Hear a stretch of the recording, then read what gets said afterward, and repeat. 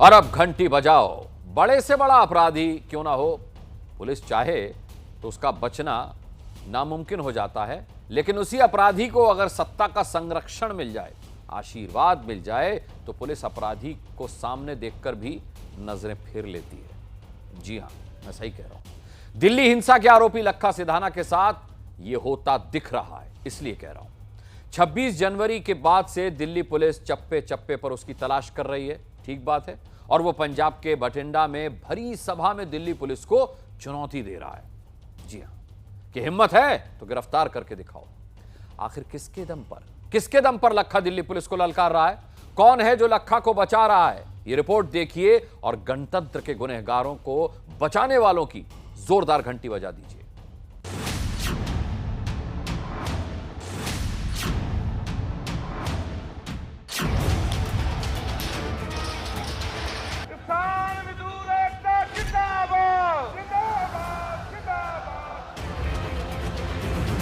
जिन्ने मर्जी परचे दर्ज कर ला, जिन्ने मर्जी नाम रख ला, चाहे सानू जेल सकते, चाहे साडे गोलियां मार दे, पर ये लोग ये मोर्चा फतेह करन तो बिना हुण पिछे नहीं हटणगे।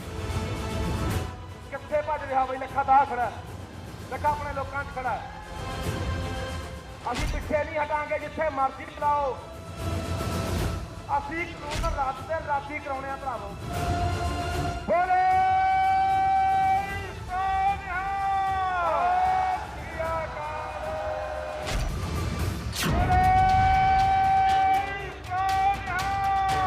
जिस लखा सिधाना को दिल्ली पुलिस तलाश रही है वो आपकी स्क्रीन पर है।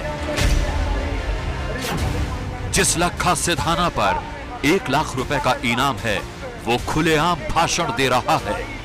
आपा बार-बार कहने कलियां फसलां दी नहीं है। जिस लखा सिधाना पर दिल्ली हिंसा का आरोप है वो पंजाब के बठिंडा से पुलिस को ही चुनौती दे रहा है। ये लगातार मेरे खिलाफ ना मेरी ये फोटो से चक्कर जा ला दिया, चक्कर जा। देखिए लखा उठाकर भाग रहा, लखा भज रहा है। कित्थे भज रहा बई लखा दा खड़ा, लखा अपने लोकां च खड़ा है। बठिंडा के मेहराज गांव में भरी भीड़ के सामने पुलिस को ललकारने वाले लखा का सच ये है कि कुछ दिनों पहले तक वो भागा भागा फिर रहा था, क्योंकि 26 जनवरी को दिल्ली में हिंसा का तांडव हुआ। उसकी साजिश रचने वालों में लखा सिधाना का भी नाम था। पुलिस सूत्रों के मुताबिक सिधाना ने उस दिन अपने लोगों को इकट्ठा किया और लाल किले तक गया। सिधाना पर भड़काऊ भाषण देने का भी आरोप है। हिंसा के एक दिन पहले वो सिंधु बॉर्डर पर भाषण देने भी पहुंचा था। इसीलिए दिल्ली पुलिस ने 26 जनवरी की हिंसा के मामले में सिधाना की तलाश शुरू की और उस पर 1 लाख रुपए का इनाम भी रखा। लेकिन सिधाना पुलिस की आंखों में धूल झोंक कर पंजाब में जा छिपा और फिर अचानक इस रैली में सामने आकर ऐसे दहाड़ने लगा जैसे उसे किसी का डर ही ना हो। कित्थे भज रहा बई लखा दा खड़ा, लखा अपने लोकां च खड़ा है। सवाल है कि सिधाना में यह हिम्मत आई कहां से?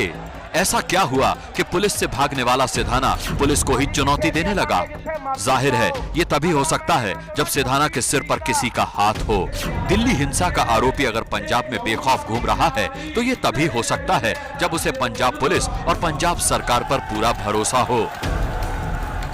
और इसीलिए ये सिर्फ संयोग नहीं हो सकता कि जिस महराज गांव में लखा सिधाना ने रैली की वो पंजाब के मुख्यमंत्री कैप्टन अमरिंदर सिंह का पैतृक गांव भी है। तो क्या दिल्ली हिंसा के आरोपी लखा सिधाना को पंजाब में संरक्षण दिया जा रहा है? ਇਹਨਾਂ ਨੂੰ ਬੈਨੀਫਿਟ 2022 ਦੀਆਂ ਚੋਣਾਂ 'ਚ ਹੋਊਗਾ ਕਿਉਂਕਿ ਉਹ ਆਪਣੀ ਗੁੰਡਾਗਰਦੀ ਜਾਂ ਬਦਮਾਸ਼ੀ ਦਿਖਾ ਕੇ ਇਸ ਤਰੀਕੇ ਨਾਲ ਲੋਕਾਂ ਤੋਂ ਵੋਟਾਂ ਹਥਿਆਉਣਾ ਚਾਹੁੰਦੇ ਆ। ਕਾਂਗਰਸ ਪ੍ਰੋਜੈਕਟ ਕਰ ਰਹੀ ਹੈ, ਉਹਨੂੰ ਤਾਂ ਇਹ ਪ੍ਰੋਜੈਕਟ ਹੋ ਰਿਹਾ ਨਾ ਉਹ ਰੈਲੀ ਦੇ ਵਿੱਚ। ਉਹ ਗਵਰਨਮੈਂਟ ਨਾਲ ਗੱਲ ਕਰਕੇ ਆਇਆ ਹੋਊਗਾ ਕਿ ਮੈਂ ਉੱਥੇ ਜਾਊਂਗਾ, ਤੁਸੀਂ ਅਰੈਸਟ ਨਾ ਕਰਿਓ ਮੈਨੂੰ।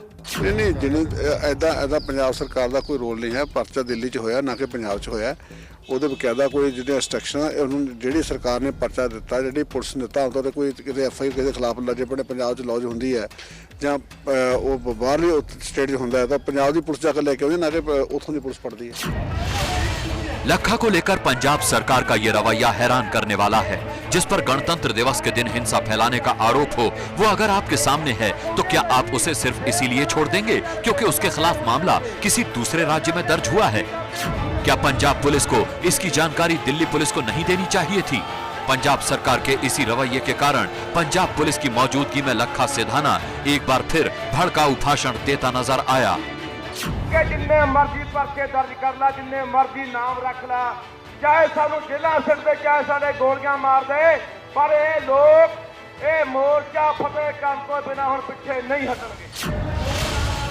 हैरानी की बात यह है कि लखा जिस जगह ये भाषण दे रहा था वो दिल्ली से ज्यादा दूर नहीं है। बठिंडा से दिल्ली की दूरी तकरीबन 300 किलोमीटर है, जिसे तय करने में 6 से 6.5 घंटे लगते हैं। लेकिन दिल्ली पुलिस ये सफर 24 घंटे में भी तय नहीं कर पाई। हम ये इसलिए कह रहे हैं क्योंकि 1 लाख के इनामी को सामने आए हुए 24 घंटे से ज्यादा का वक्त बीत चुका है।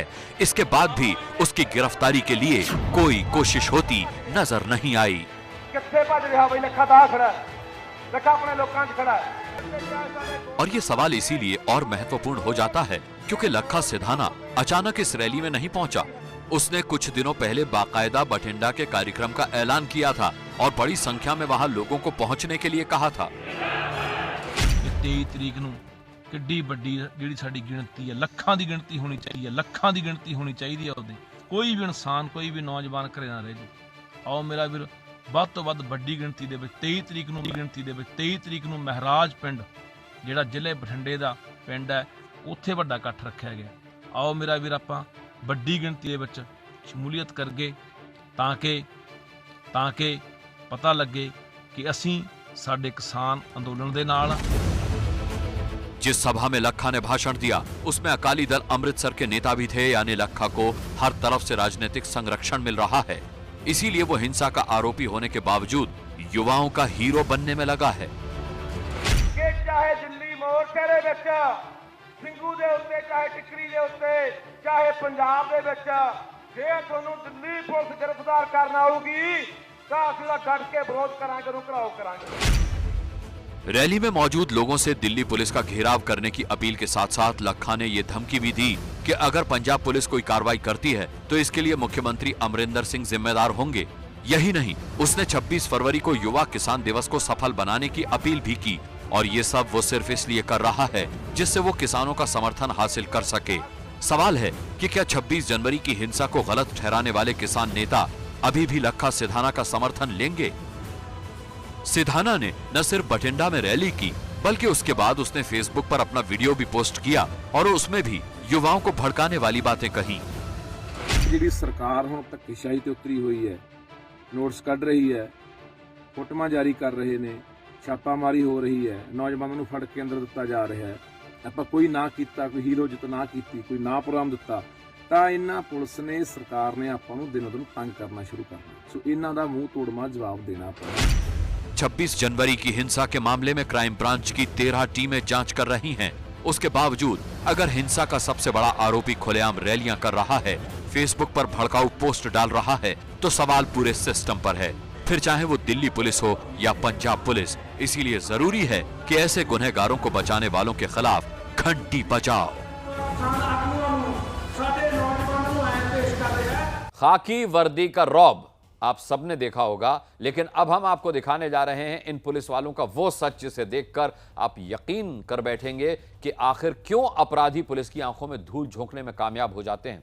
यूपी के बाराबंकी की ये रिपोर्ट देखिए और ऐसे पुलिस वालों की जोरदार घंटी बजाइए। सावधान में भी यही रहेगा, विश्राम में भी यही रहेगा। जिन पुलिस वालों पर आपकी सुरक्षा और अपराधियों को पकड़ने की जिम्मेदारी है, वो इसके लिए कितने तैयार हैं? यहाँ इसी का इम्तिहान हो रहा है। ऐसे ही बवाल और दंगे में जब जाओगे तो इसी तरीके से जाओगे, फिर टकराव हो जाएगा, फिर गाँव में चोट लग गया, मारे गए हम लोग, घायल हो गए हैं। यूपी के बाराबंकी के इस थाने में जिले के कप्तान निरीक्षण करने के लिए पहुंचे तो हड़कंप मच गया। आम लोगों पर रोज रौब झाड़ने वाले पुलिस कर्मियों के हाथ पांव फूलने लगे, क्योंकि जिन हथियारों के दम पर वो अपना रुतबा दिखाते हैं उसे ठीक से चलाना तक उन्हें नहीं आता। मैगजीन निकाला, शुरू हो गए, मैगजीन बेटा निकाले, निकाला तुमने। देखिए, एसपी साहब ने जब एक पुलिस कर्मी से राइफल खोलने के लिए कहा तो क्या हुआ। ये अगर लिया ऐसे करके तुम भर रहे हो इसको वापस उठा के इसमें और ऐसे मारा तुमने, ये कहाँ जा रहा है? अगर झटके से फायर हो गया तो कहाँ जाएगा? तुमने किया ना भाई हरकत, तो उठाया ऐसे और ऐसे कर दिया, अब ये किधर जाएगा? वहाँ साथी कोई आगे खड़ा है या आम आदमी ऐसे ही खड़ा हुआ है, तुम्हें क्या वो करना है तो तुमने कर दिया, झटके से फायर हो गया। एसपी साहब की इस परीक्षा में थाने के ज्यादातर पुलिसकर्मी फेल हो गए। ऐसे फायर कर दोगे अपने जो लेके चल रहे हो ना तुम लोग वेपन, ऐसे ही एक्सीडेंटल फायर होता है। इसके बाद नंबर आया सुरक्षा गियर पहनने का, तो इसमें भी इन पुलिस वालों की पोल खुल गई। जितने लोगों ने बेल्ट नहीं कसा है इधर अलाउ हो जाओ, चलो तुम बाहर आओ, जितने जितने बेल्ट लेंगे तुम बीच में बाहर आओ। और किसने बेल्ट नहीं लेना है? सब्जी खरीदने निकले हो? हैं? सब्जी खरीदारी के लिए जा रहे हो? किस लिए पहना है? पुलिस वालों की ये तैयारी देखकर एसपी साहब भड़क गए और उन्होंने निरीक्षण में फेल हुए पुलिसकर्मियों को थाने का चक्कर लगाने के लिए दौड़ा दिया।